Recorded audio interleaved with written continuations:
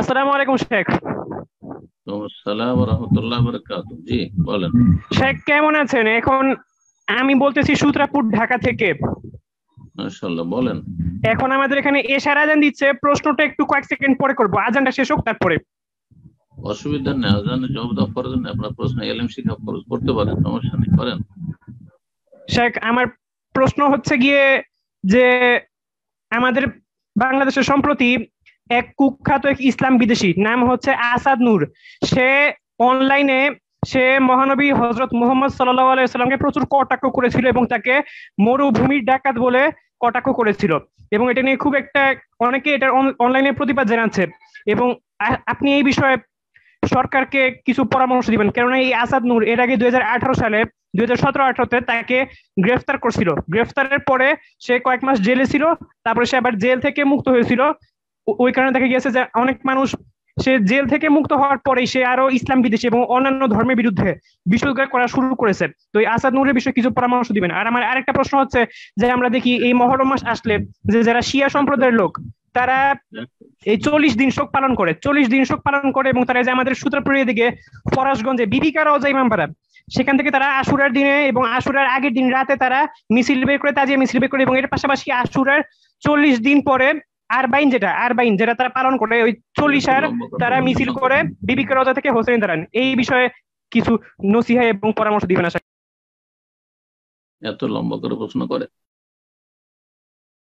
আল্লাহ তৌফিক দান করুন।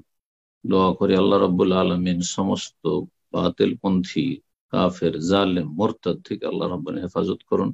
ইসলাম এবং মুসলিমদের ইসলামের সাথে আহ, সংঘর্ষে আসা বা ইসলামের বিরুদ্ধে কোনো পদক্ষেপ নেওয়া, এটা হচ্ছে পাহাড়ে মাথা ঠোকার মতো। কেউ যদি পাহাড়ে নিয়ে এসে মাথা দিয়ে আঘাত করে, তাহলে পাহাড় পর্বতের কিছু হবে না, তার মাথা চন্ন বিচন্ন হয়ে যাবে। তেমন এসব মোরতাদদের হবে। তো এই সমস্ত যতগুলি মোরতাদ আছে, আর মুসলিম সমাজে অনেক মোরতাদ আছে, মুসলিম সমাজে অনেক মুনাফিক আছে, অনেক মোরতাদ আছে, অল্প স্বল্প নেই, তাদের সংখ্যা অনেক বেশি। তবে কোনো পরোয়া করতে হবে না।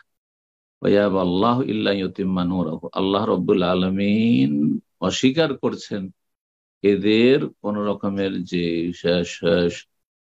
শক্তি আহ, মজবুত হবে বা তারা এগিয়ে যাবে, এটাকে আল্লাহ অস্বীকার করছে। ইল্লা আইয়ুতিম্মা নূরাহু, আল্লাহ অবশ্যই তার নূরকে পূর্ণতা দান করবেন। তো ইসলাম আপন অবস্থায়, হ্যাঁ, অবিচল থাকবে, আছে, থাকবে, কিয়ামত পর্যন্ত থাকবে। আর বাতিল, যা আল হক ওয়া যাহাকাল বাতিল, সত্য সব সময় এসেছে এবং থাকবে, আর বাতিল নিশ্চিহ্ন হয়েছে।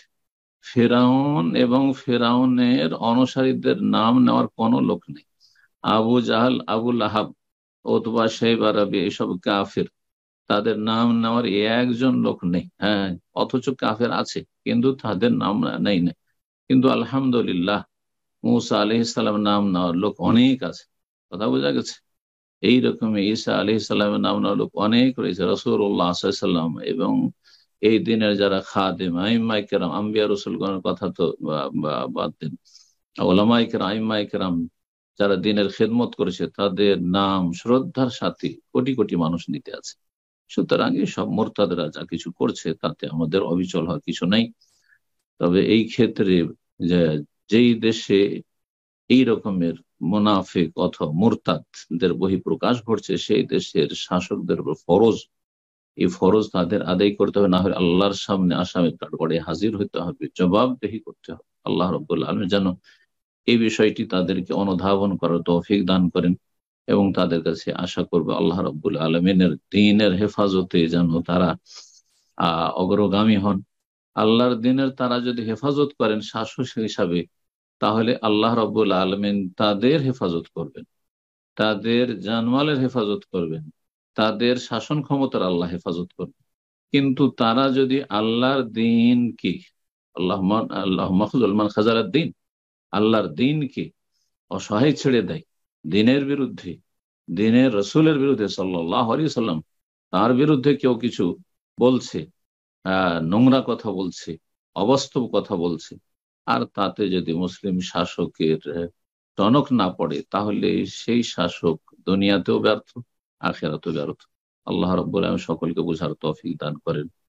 আর তারপরে এই মহরমের সময় যে সব বিদাতি পথভ্রষ্ট গুমরাহরা, এরা পথভ্রষ্ট, এরা কোরআন সুন্নাহ থেকে অনেক দূরে, কোরআন সুন্নাহর সাথে এদের দূরেরও সম্পর্ক নেই, কাছেরও সম্পর্ক নেই। এবং এরা সুবহানাল্লাহ, আল্লাহ রাব্বুল কিভাবে এদেরকে পথভ্রষ্ট করেছে, কিভাবে পথভ্রষ্ট করেছে। এদের মূল হোতা হচ্ছে ইবনে সাবা, ইহুদি, ইয়ামান দেশের ইহুদি।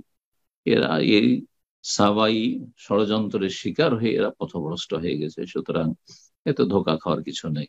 তবে মুসলিম সমাজের সুন্নি নামক কিছু লোকেরা রয়েছে যারা এই শিয়াদের সাথে এই আপনার তাজিয়া আর মহরম আর এইসব লাঠি খেলা আরো কত কি করে, এরাও পথভ্রষ্ট। কারণ এরা জাহেল, মূর্খ, এদের সঠিক দিনের জ্ঞান নেই, এদের জ্ঞান দেওয়ার প্রয়োজন রয়েছে। এবং তাদেরকেও সজাগ হয়তো, দুনিয়া সম্পর্কে উন্নতি করছে মানুষ, আর দিনের ক্ষেত্রে সেই 100 বছর আগে যেমন ছিল তাদের বাপ দাদা 14 পুরুষ, তেমনই থেকে যাও মূর্খ হয়ে। এই এতে দুনিয়াতেও তারা সফল নয়, আর আখেরাতেও সফল নয়। আল্লাহ রাব্বুল আলামিনের আযাব তাদের জন্য প্রতীক্ষা করছে, কখন যে আল্লাহর আযাব চলে আসে।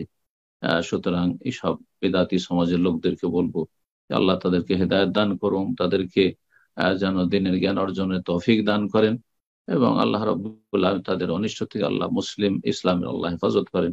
জাযাকুমুল্লাহ খাইরান।